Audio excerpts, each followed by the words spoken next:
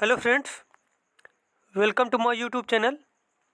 आज हम लोग पढ़ेंगे बाल विकास एवं शिक्षा शास्त्र में जो हमारा पहला चैप्टर है शिक्षा एवं मनोविज्ञान के बारे में। और ये सारे वही क्वेश्चन जो पिछली बार किसी न किसी एग्जाम में पूछे गए हैं, किसी न किसी शिक्षक भर्ती में पूछे गए हैं, जो सभी प्रतियोगी परीक्षाओं में टेट, सीटेट, सुपर टेट, कोई भी शिक्षक भर्ती की एग्जाम हो, सभी के लिए बेहद ही महत्वपूर्ण है। और ये यूथ कंपटीशन टाइम की बुक है जिसकी प्लेलिस्ट आपको हमारे चैनल में मिल जाएगी। और अगर वीडियो अच्छा लगे आपको तो चैनल को सब्सक्राइब करें, वीडियो को लाइक करें, कमेंट करें। चलिए देखते हैं हम लोग यहाँ पे पहला क्वेश्चन हमारा दिया गया है। अब देखो यहाँ पे पहला प्रश्न है, शिक्षा के तीन प्रमुख आधार हैं।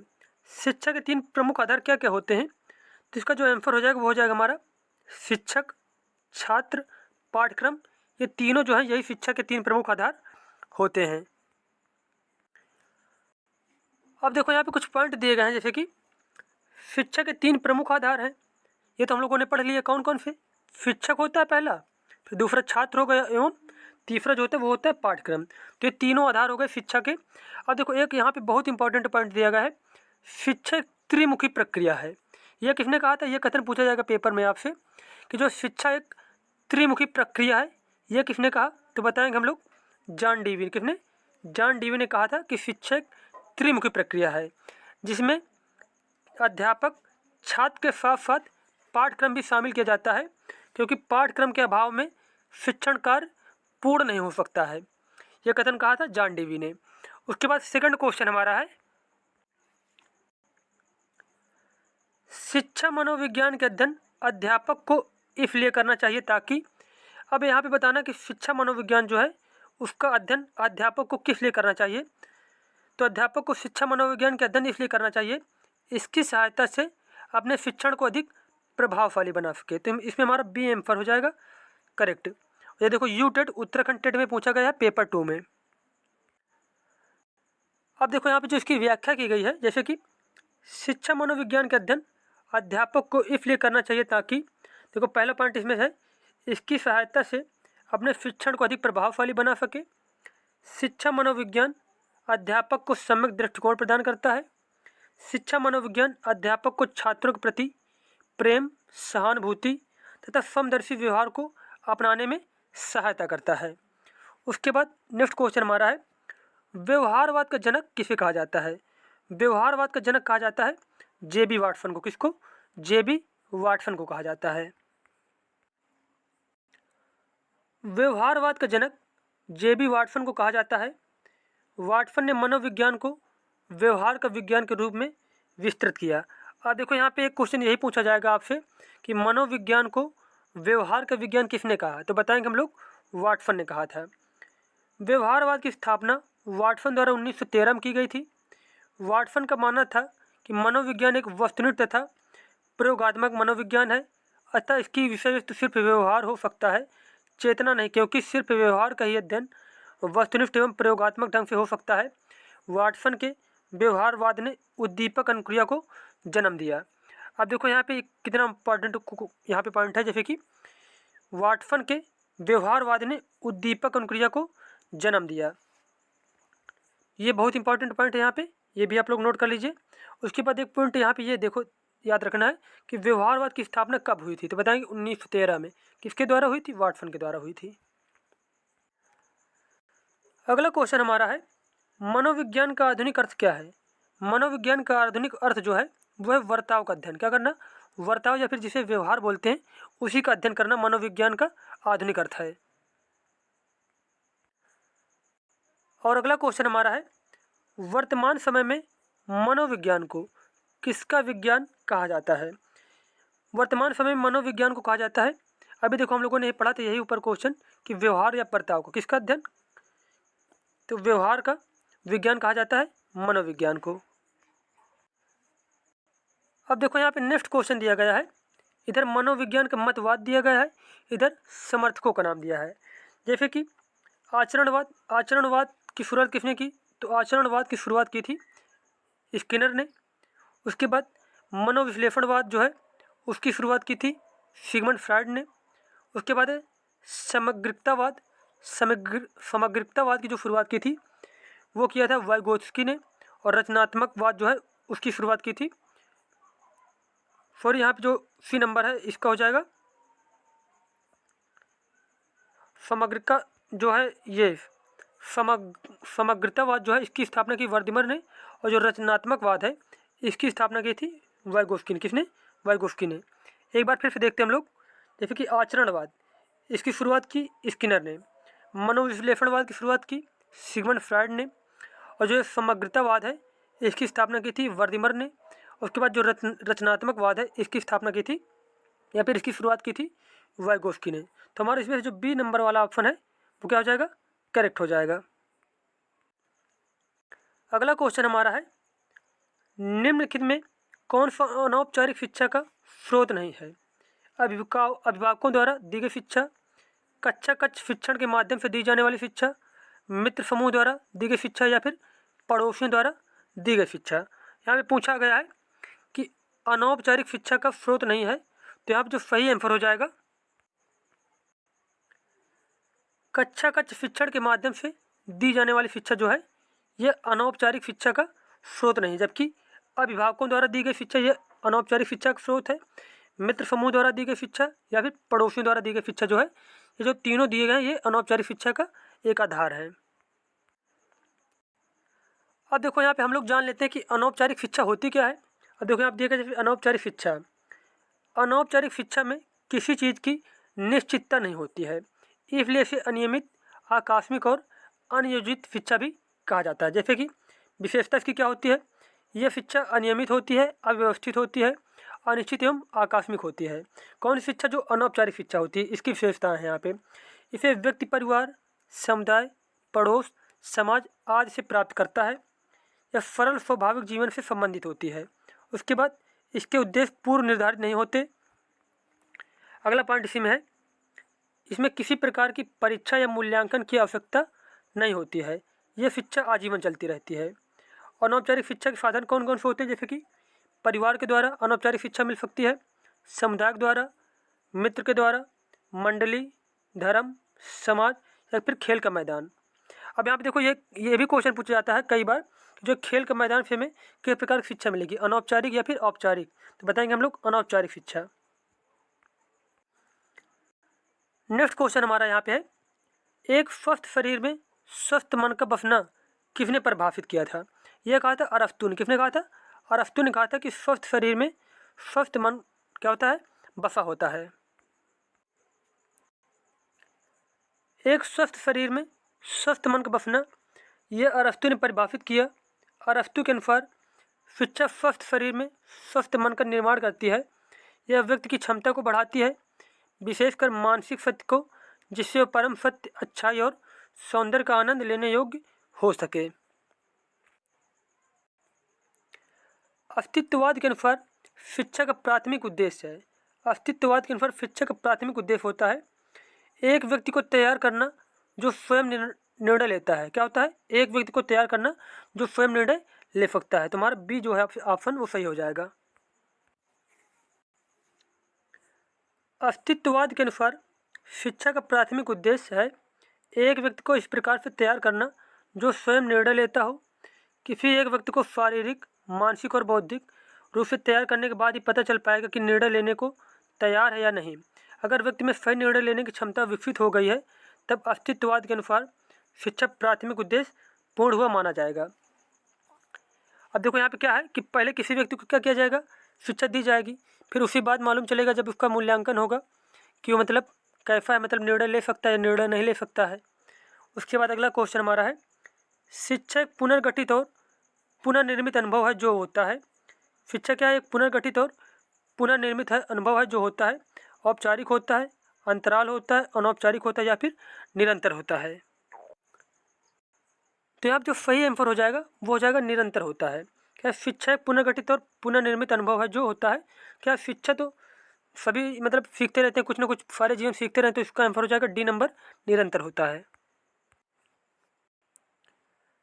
शिक्षा एक पुनर्गठित और पुनर्निर्मित अनुभव है जो निरंतर होता रहता है। प्रत्येक व्यक्ति कुछ न कुछ निरंतर सीखता रहता है। शिक्षा का प्रभाव जीवन के प्रत्येक क्षेत्र में दिखाई देता है। मनुष्य शिक्षा द्वारा अपने जीवन में नित्य नए नए अनुभव प्राप्त करता है तथा उनसे नई नई बातें सीखता है। इस प्रकार शिक्षा का कार्यक्रम निरंतर चलता रहता है। अतः निरंतरता शिक्षण का एक महत्वपूर्ण लक्षण है।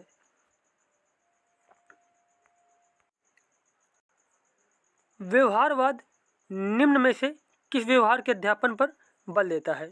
तो इसमें जो सही आंसर हो जाएगा वो हो जाएगा केवल बाह्य व्यवहार पर। किस पर? केवल बाह्य व्यवहार पर। नेक्स्ट क्वेश्चन हमारा है, किस मनोवैज्ञानिक के द्वारा प्रथम मनोविज्ञान प्रयोगशाला स्थापित की गई? किस मनोवैज्ञानिक के द्वारा प्रथम मनोविज्ञान प्रयोगशाला स्थापित की गई? तो इसका जो सही आंसर हो जाएगा वो हो जाएगा विलियम वुंड के द्वारा। किसके द्वारा? विलियम वुंड के द्वारा। अब देखो यहाँ पे इसकी जो व्याख्या की गई है, प्रथम मनोवैज्ञानिक प्रयोगशाला विलियम वुंड द्वारा 1879 में लिप्चिंग जर्मनी में स्थापित की गई, जिसमें उन्होंने अपने सहयोगियों के साथ प्रत्यक्षण संवेदना तथा संवेग जैसी प्रमुख मानसिक क्रियाओं का अध्ययन किया। लिप्जिंग की प्रयोगशाला में वुंड तथा उनके सहयोगियों ने विभिन्न समस्याओं पर उल्लेखनीय प्रयोग किए, जिसमें समय अपक्रिया विषयक प्रयोग विशेष रूप से महत्वपूर्ण है। विलियम वुंड को प्रयोगात्मक मनोविज्ञान का जनक कहा जाता है। देखो यहाँ पे बहुत इंपॉर्टेंट पॉइंट है, यहाँ पे ये जो पॉइंट दिया गया है कि विलियम वुंड को प्रयोगात्मक मनोविज्ञान का जनक कहा जाता है। उसके बाद बहुत इंपॉर्टेंट यहाँ पे देखो पॉइंट दिया गया है कि जो है प्रथम मनोवैज्ञानिक जो प्रयोगशाला थी उसकी स्थापना किसने की है? तो हम लोगों ने पढ़ लिया, विलियम वुंड ने की थी। अब यहाँ पे अगर क्वेश्चन पूछा जाए कहाँ पे की थी तो बताएंगे हम लोग जर्मनी के लिप्जिंग शहर में की थी। और कब की थी तो बताएंगे हम लोग 1879 में की थी। कब की थी? 1879 में की थी। अब देखो अगला क्वेश्चन यहाँ पे दिया गया है, वुंड ने मनोविज्ञान की कार्यशाला कब शुरू की? तो इसका आंसर हो जाएगा 1879 में। कब की थी? 1879 में। नेक्स्ट क्वेश्चन हमारा है, मनोविज्ञान शिक्षा का आधारभूत विज्ञान है, यह किसने कहा था? यह कहा था स्किनर ने। किसने कहा था? स्किनर ने कहा था। स्किनर के अनुसार मनोविज्ञान शिक्षा का आधारभूत विज्ञान है। बीएफ स्किनर क्रिया प्रसूत अनुबंधन के सिद्धांत को विकसित करने के लिए जाने जाते हैं, जो व्यवहार को बदलने के लिए पुनर्बलन या परिणामों का उपयोग करते हैं। इनके शब्दों में शिक्षा मनोविज्ञान अपना अर्थ शिक्षा से जो सामाजिक प्रक्रिया है और विज्ञान से जो व्यवहार संबंधी विज्ञान है के तथ्य को ग्रहण करता है। एक पॉइंट यहाँ पे ये बहुत इंपॉर्टेंट है कि क्रिया प्रसूत अनुबंधन का सिद्धांत किसने दिया था? तो बताएंगे हम लोग स्किनर ने। किसने? स्किनर ने। और एक क्रिया प्रसूत अनुबंधन का जो सिद्धांत है किस पर बल देता है? ये देता है पुनर्बलन या फिर परिणामों पर बल देता है।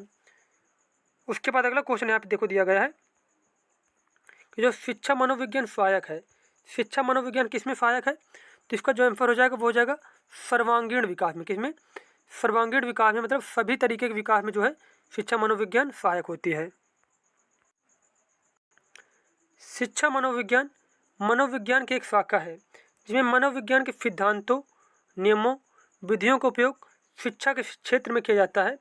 स्किनर के अनुसार शिक्षा मनोविज्ञान के क्षेत्र में उन सभी ज्ञान और विधियों को शामिल किया जाता है जो सीखने की प्रक्रिया में अधिक अच्छी प्रकार समझने और अधिक कुशलता निर्देशित करने के लिए आवश्यक है तथा उनके सर्वांगीण विकास में सहायक होते हैं।